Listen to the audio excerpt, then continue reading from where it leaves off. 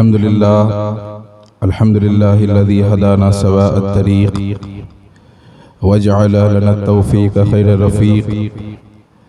الصلاة والسلام على من أرسله هدى هو بالاهتداء حقيق ونورا به الاقتداء يليق وعلى آله وصحابه الذين سعيدوا في معارج الحق بالتصديق. أما بعد فأعوذ بالله من الشيطان الرجيم. بسم الله الرحمن الرحيم. أرأيت الذي يكذب بالدين فذلك الذي يدع اليتيم ولا يحض على طعام المسكين فويل للمصلين الذين هم عن صلاتهم ساهون الذين هم يراعون ويمنعون الماعون. آمنت باللہ صدق اللہ العظیم.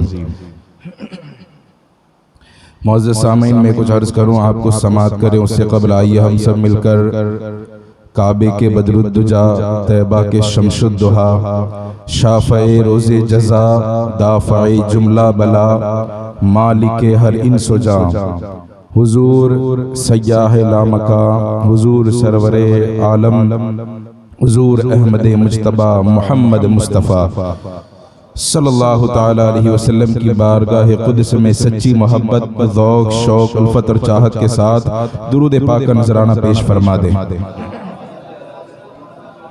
اللہم صلی علی سیدنا مولانا محمد معدن الجود والکرم وآلہ وصحبہ وبارک وسلم. صلاۃ و سلام علیک یا حبیبی یا رسول اللہ صلی اللہ تعالیٰ علیہ وسلم. ایک مرتبہ اور آل نبی کی بارگاہ میں اپنی محبتوں کے پھول پیش کریں.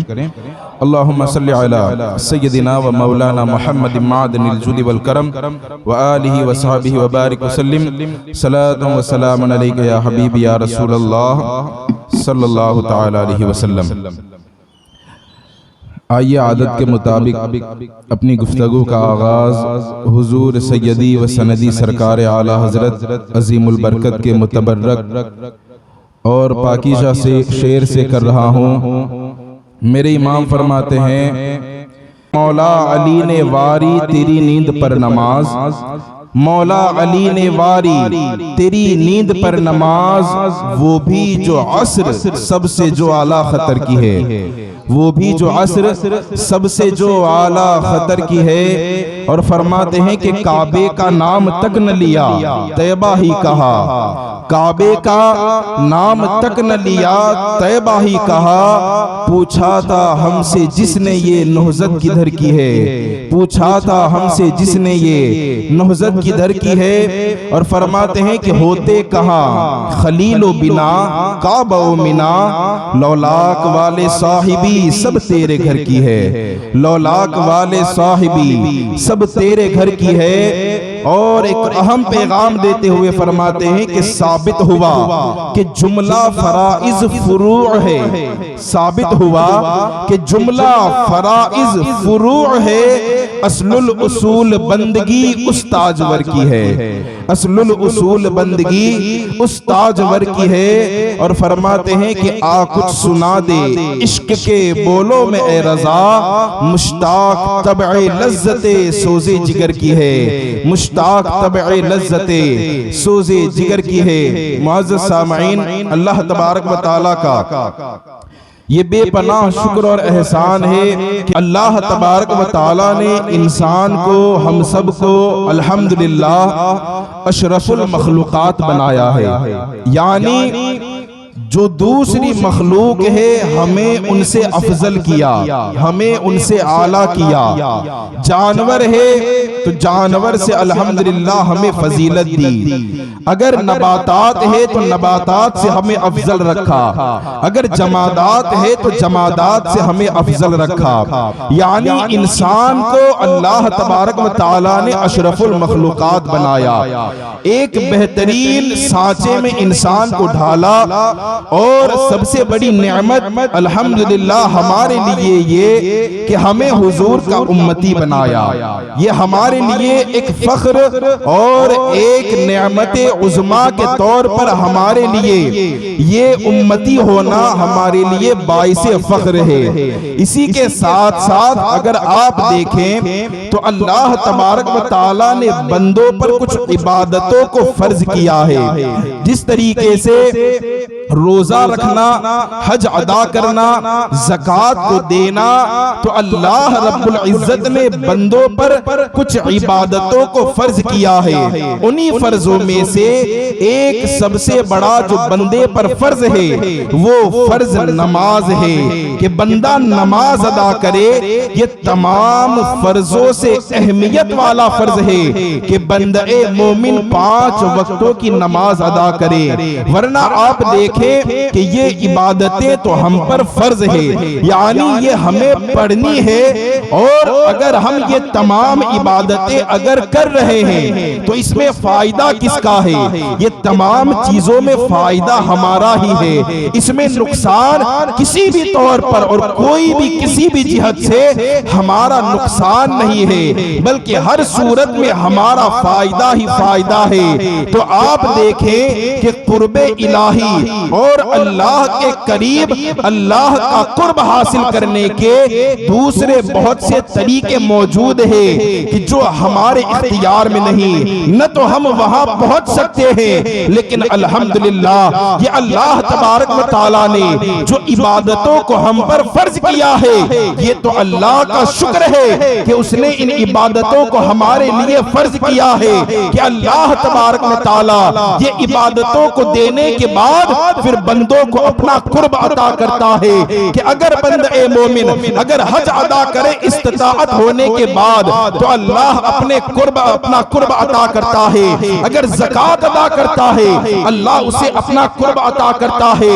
اور ان سب فرائض میں جو سب سے بڑا اور سب سے اہم فرض ہے وہ بندہ مومن کے لیے نماز ہے کہ جب بندہ نماز پڑھتا ہے تو حدیث پاک میں آتا ہے کہ جب ایک بندہ مومن نماز کے لیے کھڑا ہوتا ہے اور اللہ اکبر کہہ کر وہ تکبیر باندھ کر اللہ کے حضور کھڑا ہو جاتا ہے، گویا کہ وہ کھڑا تو مسجد میں ہے لیکن اس کی روح اللہ کے حضور پیش کی جاتی ہے. اس بندے کی روح یہ اللہ کے حضور پیش کی جاتی ہے. ہم جب اللہ اکبر کہہ کر یہ سب سے پہلی تکبیر جب ہم اللہ اکبر کہتے ہیں اسے تکبیر تحریمہ کہا جاتا ہے. کون سی تکبیر؟ تکبیر تحریمہ. یہ تکبیر تحریمہ کیوں کہا جاتا ہے؟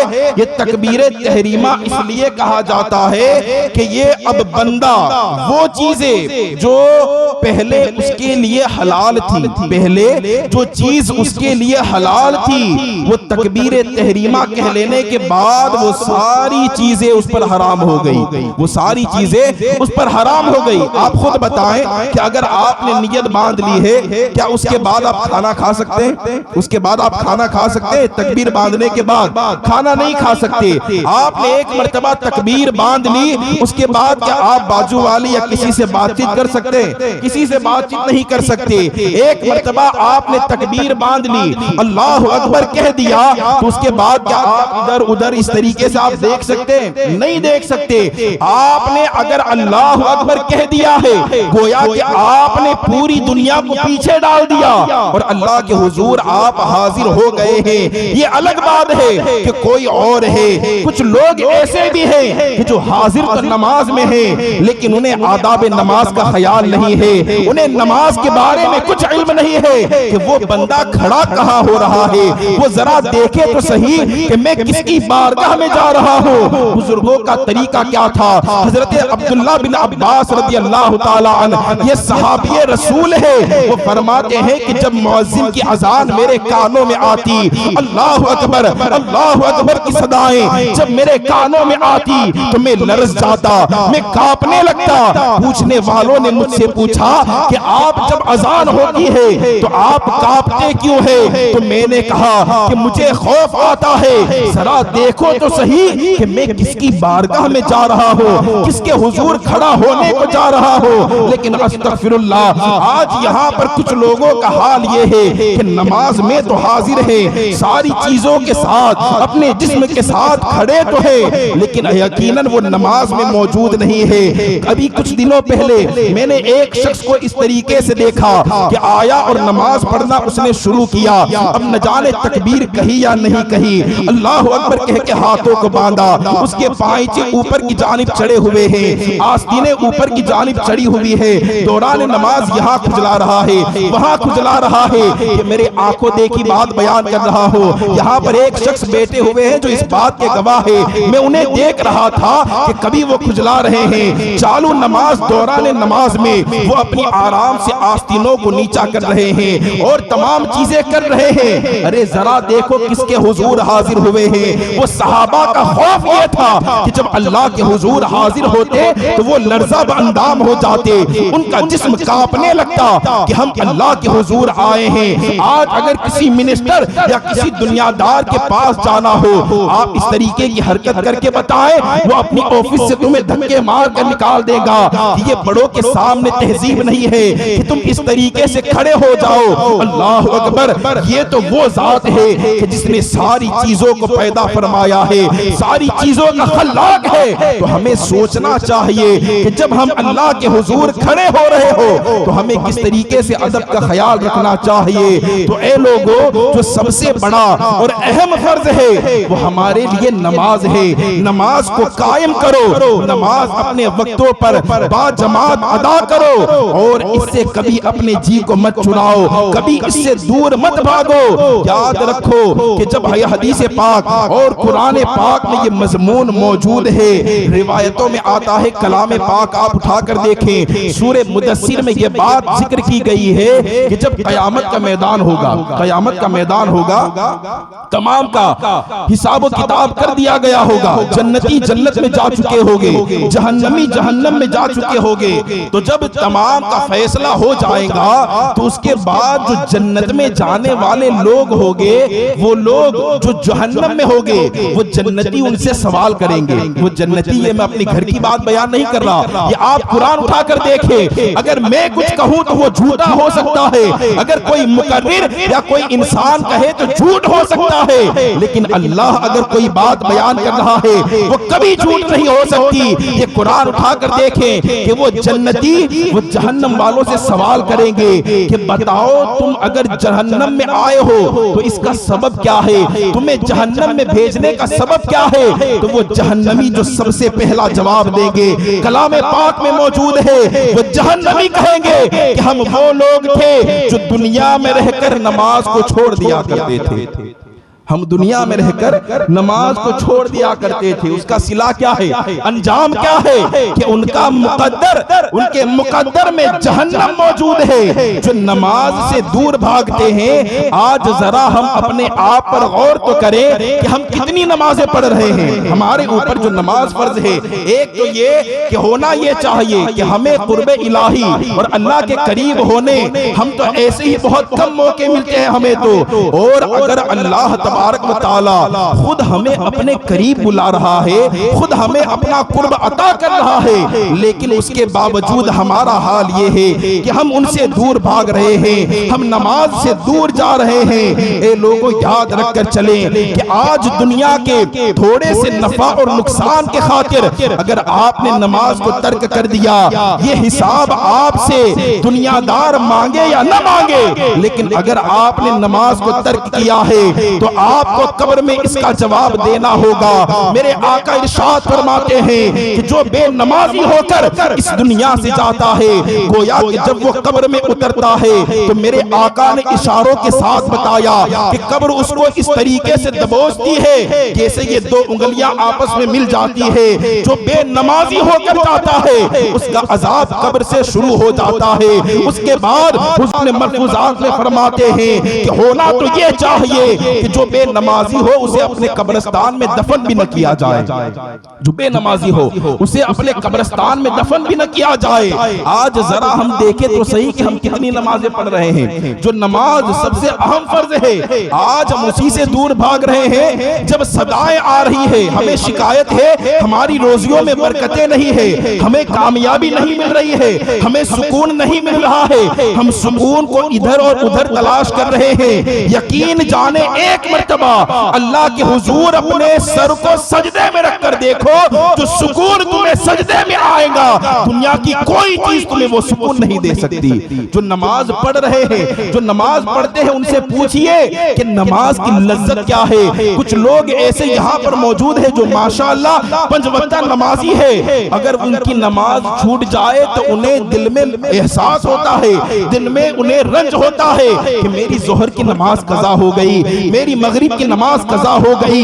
لیکن ایک ہم ہے کہ ہمیں اگر نمازیں قضا ہو رہی ہے ہمیں اس کا احساس تک نہیں ہے، ہم اس کے بارے میں سوچتے تک نہیں ہے کہ ہم کس چیز سے دور جا رہے ہیں۔ اس کے بعد کامیابی تلاش کر رہے ہو، اس کے بعد برکتیں تلاش کر رہے ہو۔ یاد رکھیں کہ اگر وہاں پر مؤذن اگر کھڑا ہو کر اگر اللہ اکبر کی صدائیں دیتا ہے تو وہ اللہ اکبر کی صدا ایک مؤذن وہ ہوتا ہے۔ میرے آقا سرور کائنات صلی اللہ تعالیٰ علیہ وسلم ارشاد فرماتے ہیں کہ ایک مؤذن اذان دینے والا اگر 1 سال تک اگر اللہ کی رضا کے لیے اذان دیتا ہے، میرے آقا فرماتے ہیں کہ جنت اس کے لیے یقینی ہو جاتی ہے، جنت اس کے لیے یقینی ہو جاتی ہے۔ جو 1 سال تک اللہ کی رضا کے لیے اذان دیتا ہے، اس کے بعد دوسری حدیث پاک کا مفہوم ہے، میرے آقا ارشاد فرماتے ہیں کہ جو بندہ مومن 1 سال تک اذان دیتا ہے، گویا کہ جب وہ قبر میں جاتا ہے تو وہ مٹی جو قبر کی مٹی ہے وہ مٹی اسے کوئی نقصان نہ پہنچائیں گی، اس کا جسم صحیح اور سالم رہے گا۔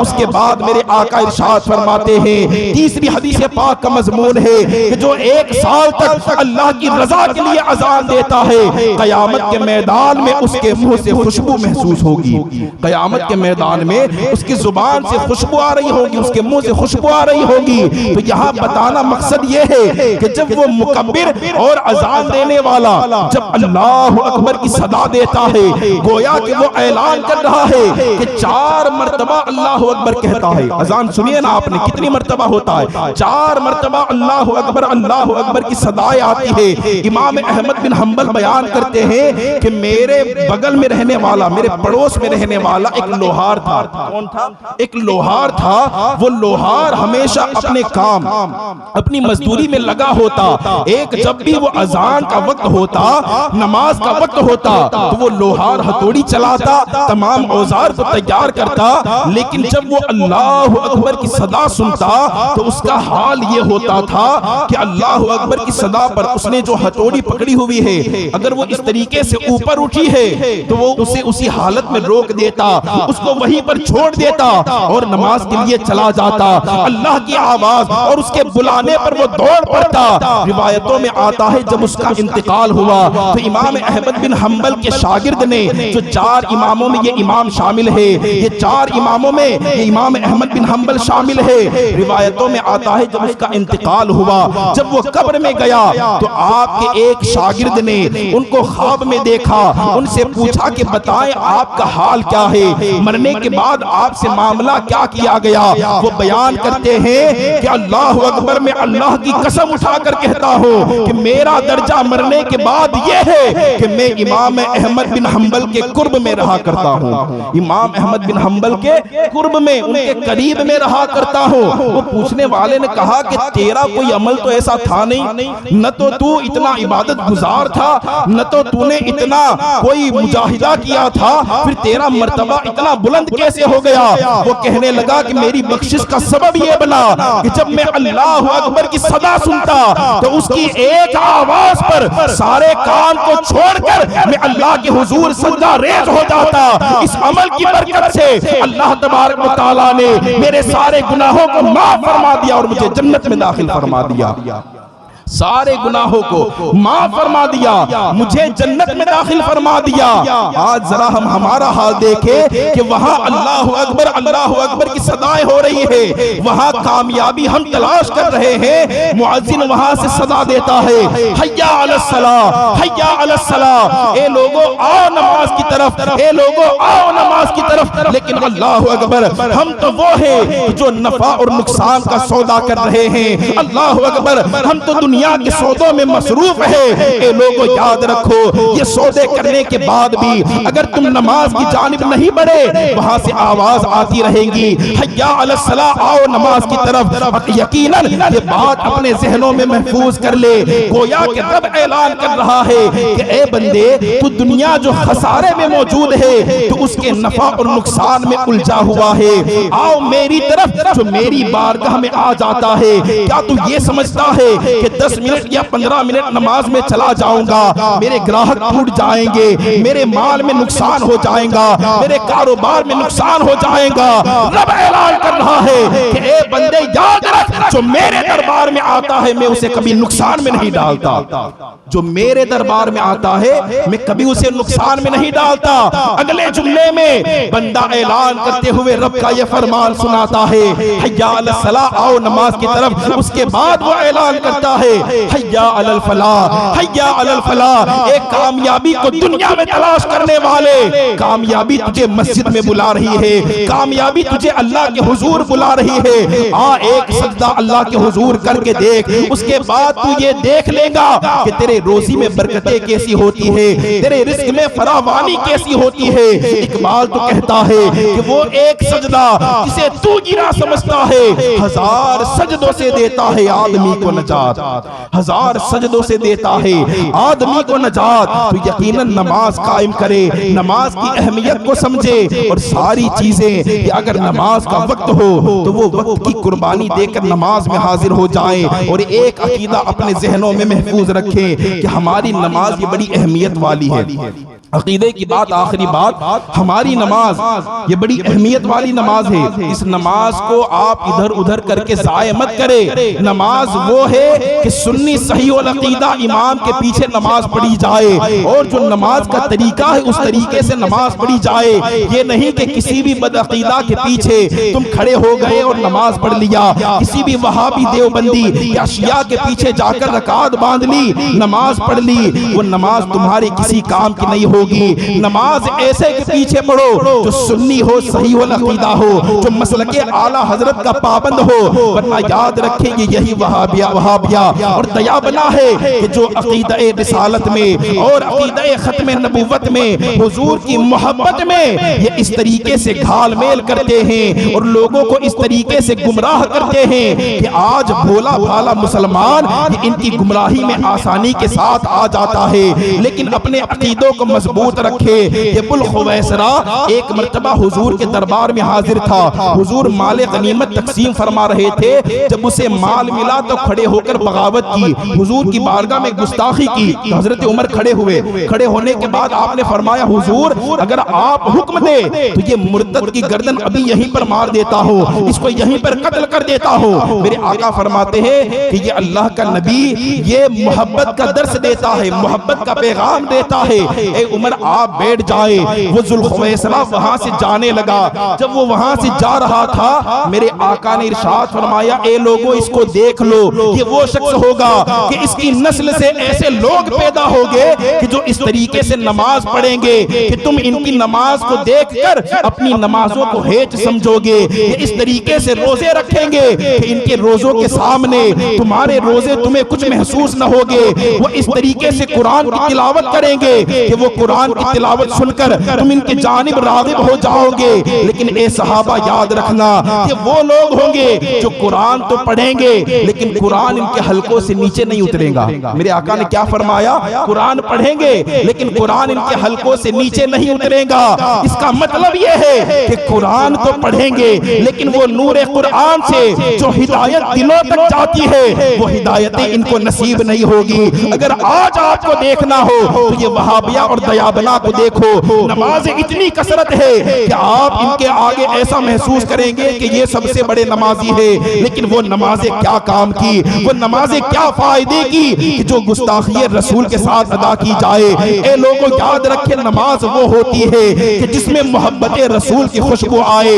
اگر وہ نماز میں اگر یاد رکھے کہ جو نماز ہم پڑھ رہے ہیں، نماز پڑھنا یہ ایمان کی دلیل نہیں ہے، یہ یاد رکھنا، بڑی اہمیت والی بات بتا رہا ہوں، نماز پڑھنا یہ ایمان کی دلیل نہیں ہے، روزہ رکھنا یہ ایمان کی دلیل نہیں ہے، ورنہ روزے تو دوسرے بھی رکھتے ہیں، نماز تو دوسرے بھی پڑھتے ہیں، حج تو دوسرے بھی ادا کرتے ہیں، یہ ساری چیزیں جو فرض موجود ہے یہ ایمان کی دلیل نہیں ہے۔ ایمان کی دلیل کیا ہے؟ اگر تمہیں اس دلیل کو پہچاننا ہو تو یاد رکھو اپنا عقیدہ اس طریقے سے مضبوط رکھو جو بریلی کا امام سیدی سرکار اعلیٰ حضرت عقیدہ دیتے ہیں کہ اے لوگو اپنے ایمان کو اس طریقے سے مضبوط کرو کہ زمین و زمان تمہارے لیے، مکین و مکان تمہارے لیے، چنین و چناب تمہارے لیے، بنے دو جہاں تمہارے لیے، ہم آئے یہاں تمہارے لیے، اٹھے بھی وہاں تمہارے لیے۔